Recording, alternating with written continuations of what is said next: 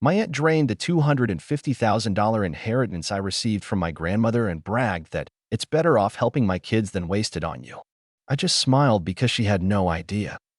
I'm Marissa, 38, and this is the story of how my aunt basically stole my inheritance and how I'm quietly planning the payback she never saw coming. To understand how it all happened, I have to go back to when my grandmother, Evelyn, passed away. She was the matriarch of our family, quiet, unassuming, but deeply loved by all of us. I don't want to sound overly sentimental, but Grandma Evelyn was the kind of person who made you feel like you mattered. Every holiday, every birthday, she'd bake this ridiculous amount of cookies, pull out photo albums, and listen to stories about each of her grandchildren's lives like we were the most important thing in the world. I was one of 3 grandchildren she was closest to. Her daughters, my Aunt Linda and my mom, who were sisters, always had a complicated relationship. Mom is the older sister, more reserved and practical, while Linda has always been the more flamboyant, attention-seeking type. Over the years, their rivalry bled into the rest of the family in ways I tried to stay out of. When Grandma Evelyn's health started declining, the family gathered more frequently. She was sharp enough to make her wishes clear, though. She made a will that divided her estate fairly among her 3 grandchildren, me, my cousin Stephen, and my cousin Rachel. The total inheritance was around $750,000, so about $250,000 each. For a while, I was relieved that Grandma's wishes were straightforward. But I quickly learned that fairness in a family will is rarely as simple as it sounds. The trouble began when Grandma passed away. Linda, my aunt, somehow inserted herself as the unofficial executor of the estate. Officially, a lawyer was supposed to handle everything, but Linda convinced the rest of the family to let her coordinate the process.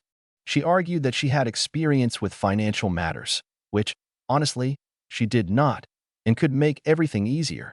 Everyone agreed, mostly because they thought it was easier than dealing with a lawyer directly. I didn't think much of it at first. Linda seemed eager to help, and since I trusted Grandma's wishes would be respected, I didn't question it. Months passed, and I kept waiting for my share. Every time I asked Linda for an update, she gave me a different excuse. The lawyer is swamped. You know how these things go. There's a holdup with the bank. It's all very complicated.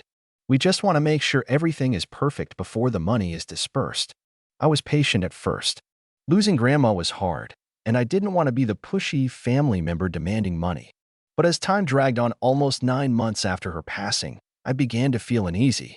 One day, after yet another vague excuse, I asked Linda to meet in person. We sat in her kitchen. The table was cluttered with papers and half-empty coffee cups, and she looked tired but insisted everything was fine. That's when she dropped the bomb. "Marissa," she said, looking me dead in the eye, "I've had to use some of the inheritance money." I blinked, unsure if I heard right. "What do you mean?" I asked cautiously. Linda shrugged, as if it was no big deal. "Your grandmother would want the money to help her family, right? My kids have been struggling with tuition and some medical expenses. It made sense to help them out." I felt the blood drain from my face. "That's not your money to use, Linda," I said firmly.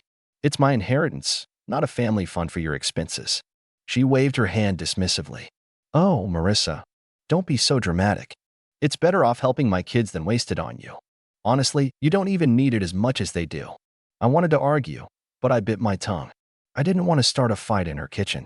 Instead, I nodded, pretending to accept it, but inside, I was seething. From that moment, things changed. Linda became colder. She stopped answering my calls promptly and avoided talking about the estate. I noticed subtle things, like her posting pictures of expensive vacations her kids were taking, which she never mentioned could have been funded by Grandma's money. But here's the thing, Linda was bragging about it. Not directly to me, but to others. At a family barbecue a few months later, my cousin Rachel told me that Linda was openly boasting about how she helped her kids with the inheritance money and how it was better spent on them than wasted on me. That hit me hard. For years, Grandma had told me privately that she was proud of me and hoped the money would help me build a stable future. And here was Linda, dismissing all of that as if it was nothing. I decided then to stop waiting around. I quietly started digging. I consulted a lawyer on my own, explaining the situation without giving away too much. The lawyer confirmed my suspicions. Linda had no legal authority to use my inheritance like that. What she had done was outright illegal. But I wanted proof before making any move. So I started collecting documents, bank records, anything that could show a trail of money leaving the estate for Linda's personal use. It wasn't easy. Linda was careful, or so she thought. She kept transactions small or disguised, but I'm not stupid. I cross-referenced everything. Meanwhile, Linda sensed the tension. She ramped up her attitude toward me. Text messages became passive-aggressive.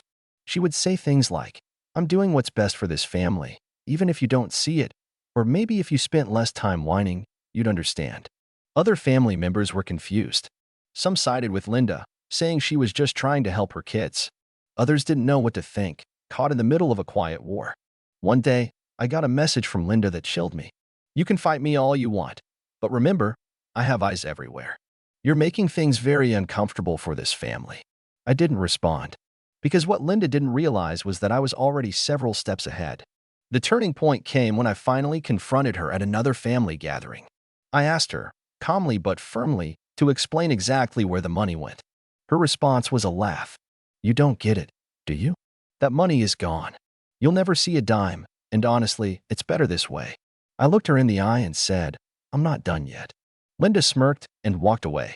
After that confrontation, I realized something had to change.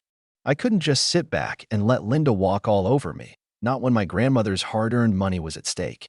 I started by quietly talking to my mom, Linda's older sister, who had stayed mostly out of the inheritance drama but was definitely concerned about how Linda was acting. Mom is the kind of person who avoids conflict but is fiercely protective when it comes to family justice. At first, she was hesitant. "Marissa, you have to be careful with this. Linda can be unpredictable, and you don't want to tear the family apart." But after I showed her some of the documents I'd collected, bank statements, emails, even receipts from payments that didn't match anything related to the estate, her expression changed. She looked both sad and angry. "She's been hiding this for months," Mom said quietly. "And it's worse than I thought. Linda's been funneling the money not just to pay for her kids' tuition, but also to cover up her own debts. She's sinking fast." This was new. I'd suspected Linda was struggling financially, but I didn't realize how deep it went. It explained why she was so desperate to control the inheritance. Mom agreed to talk to the family lawyer again. We arranged a meeting with the attorney who originally drafted Grandma's will. The lawyer was surprised to hear about Linda's actions. According to him, as executor or not, Linda had no right to touch the funds without approval from all beneficiaries, or at least to keep detailed records and have everything audited. I felt a flicker of hope, but I also knew this was going to be a long, messy battle. Linda wasn't someone who backed down easily. Over the next few weeks, I kept a close eye on Linda's social media and family gatherings. The contrast between her public persona and what was happening behind the scenes was staggering. She posted pictures of her kids in brand new clothes, luxury vacations, and fancy dinners, things none of us would have imagined from someone supposedly struggling to keep her head above water. At the same time, she began a campaign of subtle manipulation within the family. She started planting seeds of doubt about me, telling relatives I was overreacting, trying to cause drama, or not understanding how tough things are for her kids. She even accused me of being ungrateful to Grandma. One evening, at a small family dinner, Linda cornered me in front of several relatives. With a sickly sweet smile, she said, "You should be thanking me. I'm doing what's best for this family. You don't get it, Marissa. You never did." The room felt heavy with tension, and I could see a few relatives looking uncertain. But instead of reacting, I simply smiled and said, "I understand exactly what you're doing, Linda, and I'm making sure it doesn't work." She scoffed and walked away, but I noticed her eyes flicker with unease. Then came the whispers. I started hearing from distant relatives and family friends that Linda was spreading stories about me being reckless with money, implying that I had a history of poor decisions. None of it was true, but I knew the damage she could do if people believed her. That was when I realized Linda was not just stealing money, she was trying to steal the entire narrative, to paint herself as the victim and me as the greedy troublemaker. But I wasn't going to let her rewrite Grandma's legacy. In response, I quietly began building my own network within the family. I reached out to my cousins, aunts, uncles, anyone willing to listen. I shared my findings carefully, without accusations, just facts. Some were shocked. Others had suspicions of their own, but didn't want to get involved. One cousin, Sarah, surprised me by sending me photos she had of Linda making large cash withdrawals at the bank and even a video clip of Linda talking on the phone about needing more funds from the estate soon. The more I gathered, the clearer it became. Linda had been siphoning money for well over a year, all while maintaining a facade of respectability. But here's the part that chilled me the most. Linda started becoming openly hostile. At family gatherings, she ignored me or gave me icy looks. At one holiday dinner, she deliberately rearranged seating, so I was isolated from the rest of the family. She even went so far as to call my workplace, leaving vague threats that if I didn't stop pursuing the inheritance, it would affect my reputation. I won't lie, that scared me. But it also steeled my resolve. I had learned enough about the legal side to know that exposing her would require proof beyond personal testimonies. I needed records, witnesses, and a clear trail. So I doubled down on my efforts, digging through every shred of paperwork Grandma's lawyer would share, getting copies of bank statements, and even hiring a private investigator to look into Linda's financial moves. The investigator confirmed what I suspected. There were multiple unauthorized transfers from Grandma's accounts to Linda's personal accounts, followed by cash withdrawals and payments for things that had nothing to do with the estate or Grandma's final wishes. At the same time, I was building a timeline to present to the family court if it came to that. Linda, of course, knew I was onto her. That's when things took a darker turn. One night, I received an anonymous text. "Stop digging, Marissa. You don't want to see what happens next." I didn't reply. I showed the message to the lawyer, who said it sounded like intimidation, definitely not something to ignore, but also something that could be documented in court. Despite the threats, I pushed forward. And then, at a recent family reunion, something that was supposed to be peaceful, I caught Linda bragging to a group of relatives in a hushed, triumphant tone. "She'll never get a dime. I've spent it all, and if she tries anything, I'll just say I was helping my kids." Grandma would have understood. It's better off that way. Her voice was low, but the smugness in her eyes was unmistakable. I just smiled, because Linda had no idea the next move I was about to make was going to change everything. After hearing Linda's smug words that day, I felt something inside me settle into a cold determination. She thought she had won, that she'd drained the inheritance and could now wave it in front of the family like a trophy. But what she didn't understand was that money is only part of the story. What I wanted was justice, and I was ready to go as far as I needed to get it. The days following that reunion were tense. Linda's behavior became almost theatrical, as if she were daring me to make a move. At every family event, she leaned into the role of the victim and martyr, playing the sacrificing mother card. She'd tell anyone who would listen that she had been forced to use Grandma's money because nobody else in the family cared about her children's struggles. If it weren't for me, she'd say, my kids would be lost. Her tone was dripping with self-righteousness, as if she had single-handedly saved the family from disaster. What was infuriating was how many relatives bought into this version of events. Some of them, especially Linda's close friends and neighbors, acted like she was some kind of saint for putting her family first. It felt like everyone was lining up to congratulate the thief. On the surface, Linda maintained an air of grace and control. But I could see cracks when I caught her alone, brief moments of frustration that vanished the second someone approached. Her tight smiles, the way she clutched her purse a little too tightly when I walked by, the hurried text she sent when she thought no one was watching. It was clear she was fighting to keep her perfect image intact. Meanwhile, I kept working quietly behind the scenes. My lawyer and I were drafting formal requests to freeze the remaining estate assets and begin an official audit. I knew this would spark a legal battle, but I wanted the family to see that I wasn't bluffing. At the same time, I arranged private meetings with several relatives I'd started to trust, people who had either expressed doubts about Linda's story or who had been left out of the loop entirely. I shared my evidence carefully, laying out the bank statements, the withdrawal records, and the proof of how Linda had diverted the funds. Some were shocked into silence. Others admitted they'd always suspected Linda was up to something but didn't want to get involved because she was so persuasive and had a way of making you doubt yourself. One aunt, who had never been close to either Linda or Mom, quietly confessed that she'd once overheard Linda bragging to a neighbor about how easy it was to manipulate the family into giving her control. That revelation made me realize just how deep Linda's web of control went. Despite all this, no one wanted to confront her openly, at least not yet. The family seemed paralyzed by fear or loyalty, or maybe just confusion. Linda had become an untouchable figure, wrapped in layers of entitlement and manipulation. The real turning point came when Linda started using the inheritance drama as a weapon to isolate me further. It began with subtle things. Invitations to family events stopped arriving. Messages I sent went unanswered. At group chats, people started deleting or ignoring my comments. It felt like she was orchestrating a slow social exile. Then, at a holiday dinner that was meant to bring everyone together, Linda openly told me in front of the entire family, "Marissa, maybe it's time you accepted that Grandma's money isn't yours to waste. You never deserved it, and you never will." Her words hung in the air like a challenge. The room was silent except for a few uncomfortable shuffles. I noticed even some of my closest relatives avoiding eye contact. I took a deep breath and replied, "Grandma's wishes were clear. This isn't about what I deserve. It's about what's right. And I will fight until I get it." That moment marked a shift.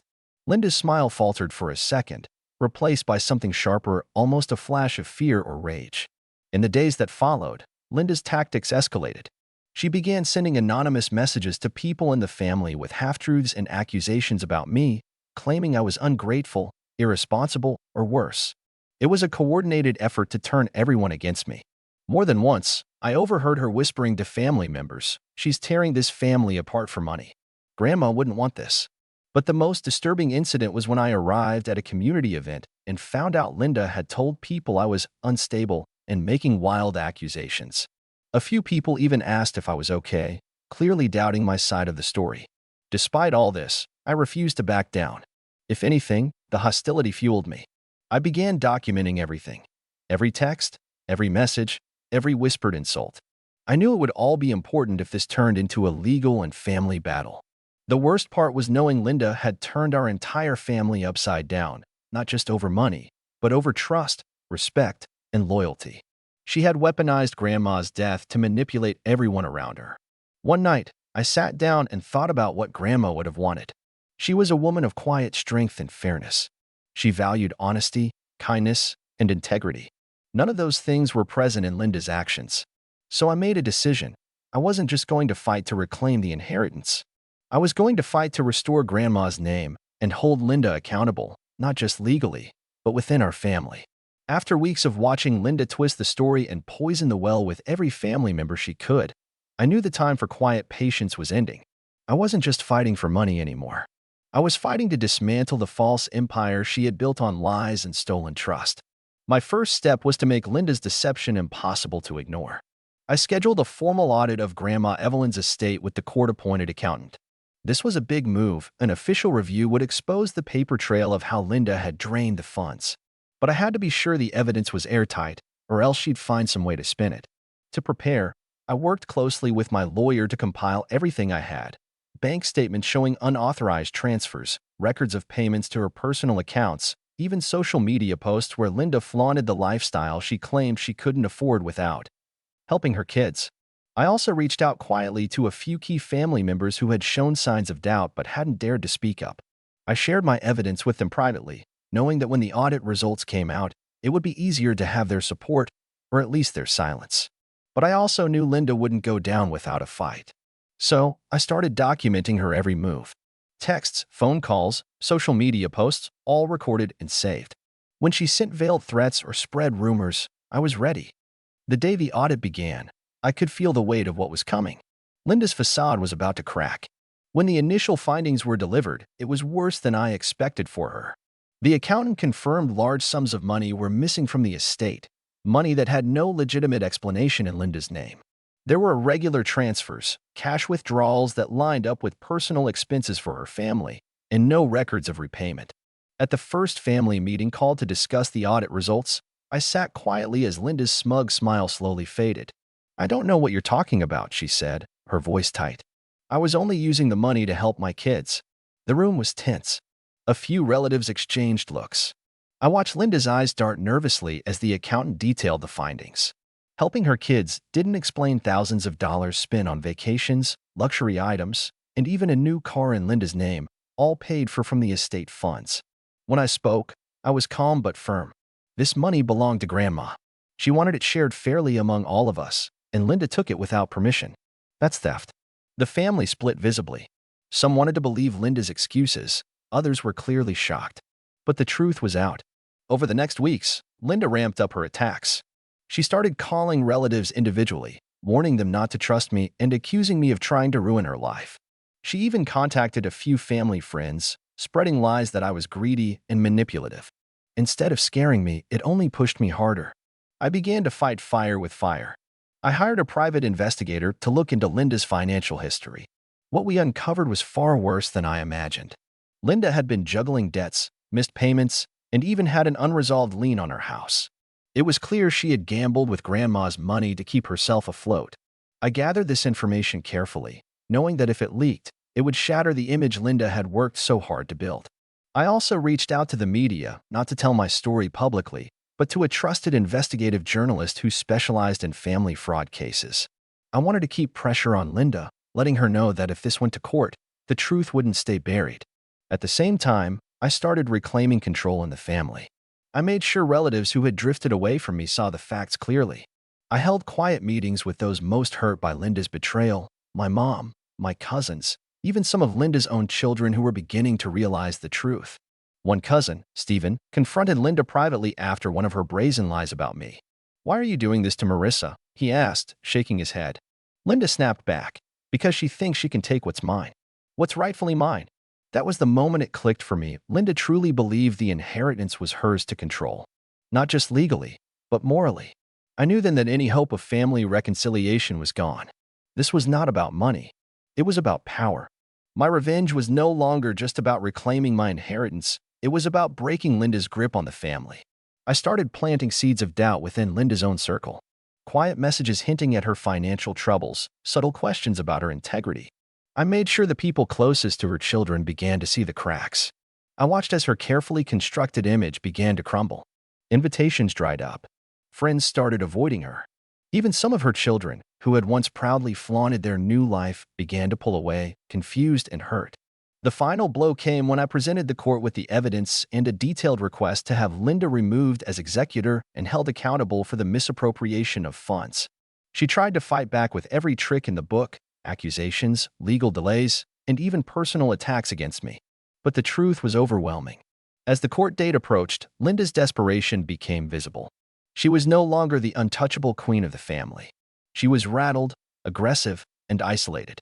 I stood firm, knowing that the war wasn't just about money anymore. It was about justice, dignity, and the memory of a woman who deserved better. The court hearing was the moment I'd been preparing for, the day where all the pieces I'd carefully gathered would be laid bare. I walked into the courtroom feeling a mix of nerves and quiet confidence. Linda was there, looking exhausted, but still wearing that defiant expression like she hadn't lost yet.